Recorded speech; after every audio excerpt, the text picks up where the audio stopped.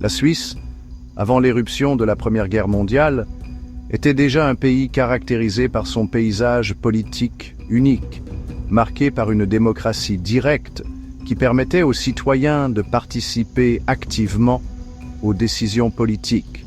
Les rassemblements politiques de l'époque témoignaient de cette culture de participation et de débat. Et son secteur financier en plein essor. Les banques suisses, situées principalement à Zurich et Genève, commençaient à se forger une réputation internationale pour leur stabilité et leur discrétion. Géographiquement nichés au milieu des puissantes nations d'Europe, les Suisses avaient depuis longtemps cultivé une tradition de neutralité dans les affaires internationales. Cette position géographique stratégique leur permettait de jouer un rôle de médiateur dans les conflits européens tout en protégeant leur propre souveraineté. Cet engagement à la non-ingérence dans les conflits extérieurs était inscrit dans la Constitution suisse, façonnant les interactions de la nation avec ses voisins européens. La diplomatie suisse était respectée pour son impartialité et son efficacité. Le système bancaire suisse, même au début du XXe siècle, présentait déjà les signes avant-coureurs du secret et de la sécurité qui allèrent plus tard le définir. Les coffres forts des banques suisses étaient réputés pour leur inviolabilité, attirant des clients du monde entier. La neutralité du pays attirait les capitaux étrangers, les individus et les institutions cherchant un refuge sûr pour leurs actifs au milieu des incertitudes de la politique de puissance européenne.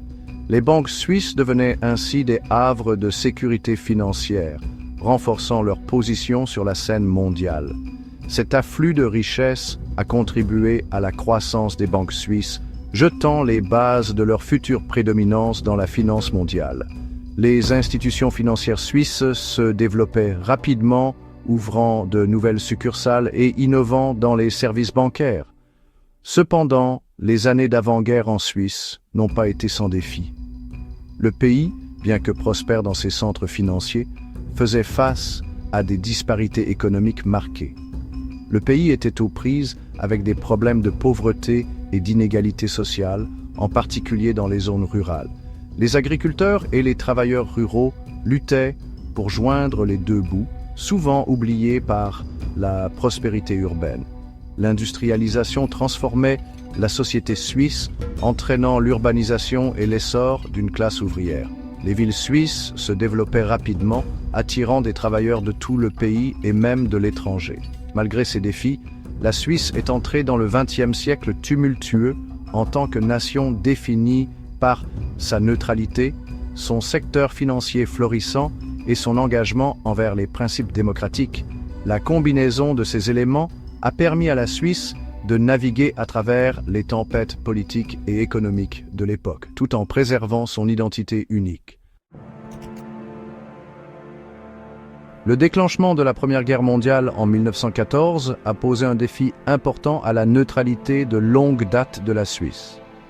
Depuis des siècles, la Suisse avait cultivé une politique de neutralité, évitant les alliances militaires et les conflits directs. Cependant, la guerre mondiale a mis cette politique à l'épreuve comme jamais auparavant.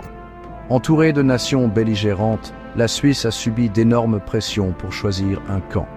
Les puissances de l'Entente et des empires centraux cherchaient toutes deux à influencer la position suisse, espérant obtenir un avantage stratégique.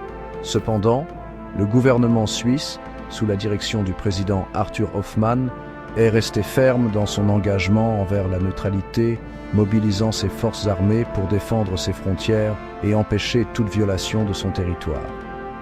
La mobilisation rapide et efficace de l'armée suisse a envoyé un message clair: la Suisse était prête à défendre sa souveraineté à tout prix.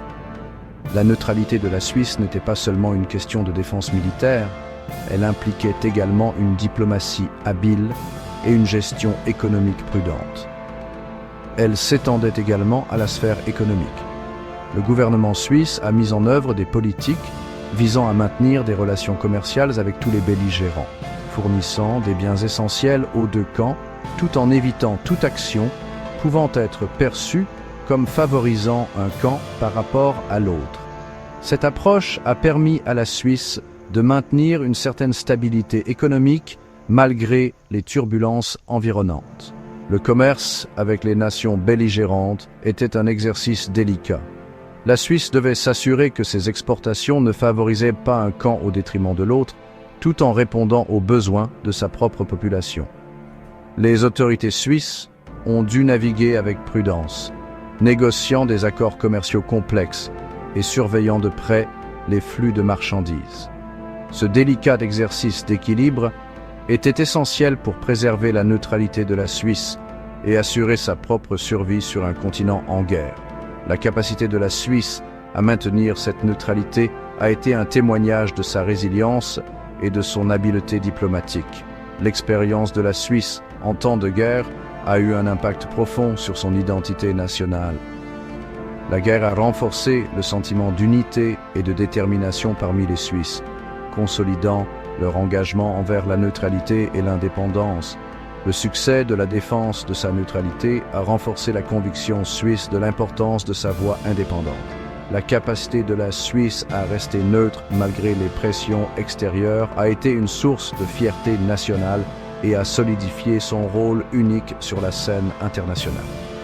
De plus, la guerre a mis en évidence l'importance de la tradition humanitaire de la Suisse, le pays devenant un refuge pour les réfugiés et les soldats blessés de tous les côtés du conflit. La Croix-Rouge, basée à Genève, a joué un rôle crucial en fournissant de l'aide et en facilitant les échanges de prisonniers, renforçant encore la réputation de la Suisse en tant que nation de paix et de compassion. L'après-Première Guerre mondiale a entraîné d'importants changements économiques et sociaux en Suisse. Le pays a connu des difficultés économiques dans les années qui ont suivi immédiatement la guerre, la demande de ses produits en temps de guerre ayant diminué et les routes commerciales mondiales ayant été perturbées. Cependant, le secteur financier bien établi de la Suisse s'est avéré résilient, s'adaptant à l'évolution du paysage économique et attirant les investissements étrangers en quête de stabilité face à l'incertitude de l'après-guerre. Le système politique suisse a également connu des développements importants au cours de cette période. L'entre-deux-guerres a vu l'essor de nouveaux mouvements politiques, dont le socialisme et le fascisme, qui ont remis en question l'ordre existant. Cependant, l'attachement de la Suisse aux principes démocratiques est resté fort et le pays a évité l'extrémisme politique qui a affecté de nombreuses autres nations européennes à cette époque.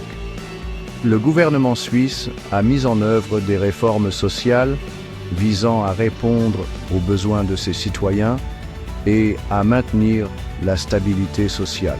Ces réformes comprenaient l'introduction de pensions de vieillesse, d'assurance chômage et d'autres programmes de protection sociale conçus pour fournir un filet de sécurité aux personnes dans le besoin. Ces mesures ont contribué à la réputation de la Suisse en tant que nation progressiste et socialement responsable. Le déclenchement de la Seconde Guerre mondiale en 1939 a une fois de plus mis à l'épreuve l'engagement de la Suisse envers la neutralité. Ce petit pays, niché au cœur de l'Europe, s'est retrouvé entouré par des nations en guerre, chacune cherchant à influencer son orientation politique et militaire. Entourée par les puissances de l'Axe, la Suisse a subi d'énormes pressions pour s'aligner sur l'Allemagne nazie. Les menaces d'invasion et les exigences économiques ont mis à rude épreuve la capacité de la Suisse à maintenir sa position de neutralité. Cependant, le gouvernement suisse, sous la direction du président Henri Guisan, est resté résolu dans sa détermination à rester neutre, préparant ses forces armées à une invasion potentielle et réaffirmant son engagement à défendre son intégrité territoriale. Les montagnes suisses, avec leurs terrains difficiles, ont été utilisées pour des entraînements militaires intensifs, renforçant la défense du pays. La neutralité de la Suisse pendant la Seconde Guerre mondiale n'a pas été sans controverse. Des débats houleux ont eu lieu tant à l'intérieur qu'à l'extérieur du pays, certains remettant en question la moralité et l'efficacité de cette position. Le pays a maintenu des liens économiques avec les puissances alliées et les puissances de l'Axe, fournissant des biens et des services essentiels aux deux camps.